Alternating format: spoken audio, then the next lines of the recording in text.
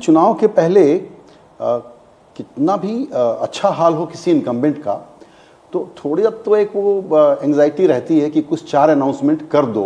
Broad announcement आप कर सकती थी, आप उससे भी बच गई बिल्कुल, वो क्यों? पहले से प्रधानमंत्री जी, पहले से मतलब पिछले से अगस्त सितंबर से लगातार धीरे धीरे जब प्रयत्न हमारे तरफ से शुरू हुआ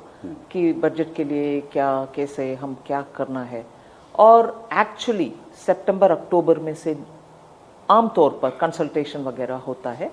वो कंसल्टेशन इस बार हम नहीं किया क्योंकि मैंने जब प्रधानमंत्री जी से एडवाइस ली और उनका ये कहना था स्पष्ट, ये वोट ऑन अकाउंट है, आप कंसल्टेशन अब करने में क्या फ़ायदा, जुलाई के बजट में करना, उसके लिए करना उचित होगा, वो तो अभी नहीं करोगे बाद में करोगे। फिर वो एक विषय, दूसरा विषय ये भी था लगातार डिस्कशंस में कि हमारे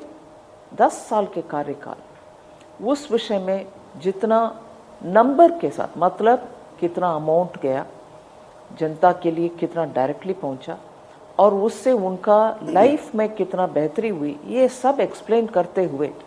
आपके बजट के स्टेटमेंट होना चाहिए। और इसमें कैसे डिसिप्लिन को हम मेंटेन किए बिना वेलफेयर स्कीम में कटौती, वो बात पहले से ही गाइडेंस के नाते प्रधानमंत्री जी से मिलता आया। इसीलिए हम वोट ऑन अकाउंट में पहले से स्पष्ट थे कि अच्छा स्टेटमेंट बनाना चाहिए जिसमें इनकम और खर्च इसका अच्छा विवरण हो, ये से ब्यौरा हो जिससे जनता को समझ में आए कि जितना पैसा आया उससे कितना बचाव किया और मतलब कितना सेविंग्स हुआ ठीक तरीके से करने में, और उनके लिए और क्या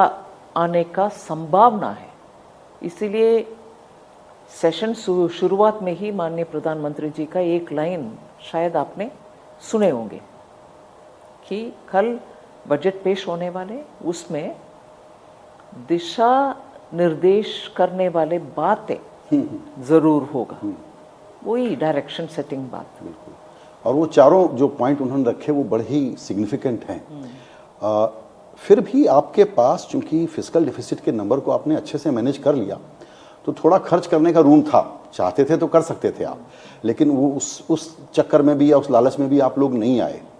तो मेरा ये मानना है कि जो एक एक्सपेक्टेशन रहती है, मैं उससे सहमत नहीं हूँ, लेकिन आपने सुना होगा ऑब्जर्वेशंस आए कि पॉपुलिस्ट स्कीमें नहीं अनाउंस की। मेरा कहना आपके पास स्पेस था, फिर भी क्यों नहीं किया? क्योंकि जैसे आपने पहले प्रश्न में से ही पूछ लिया, सबके मन में ये जरूर एक भरोसा, कॉन्फिडेंस था कि जनता समझ रही है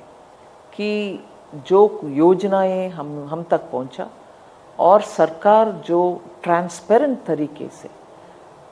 किसी लालच में नहीं पड़ा और कुछ लिपापोती करने का कभी कोशिश नहीं किया, ऐसे सरकार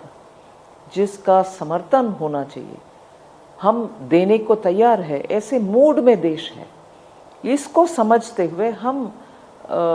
इस शॉर्ट टर्मिज्म की ज़रूरत नहीं है। और वैसे भी आई थिंक बजट के विषय में पहले से भी उनके सीएम के कार्यकाल से माननीय प्रधानमंत्री जी फाइनेंशियल मैनेजमेंट में अच्छा सा डिसिप्लिन मेंटेन करते हैं।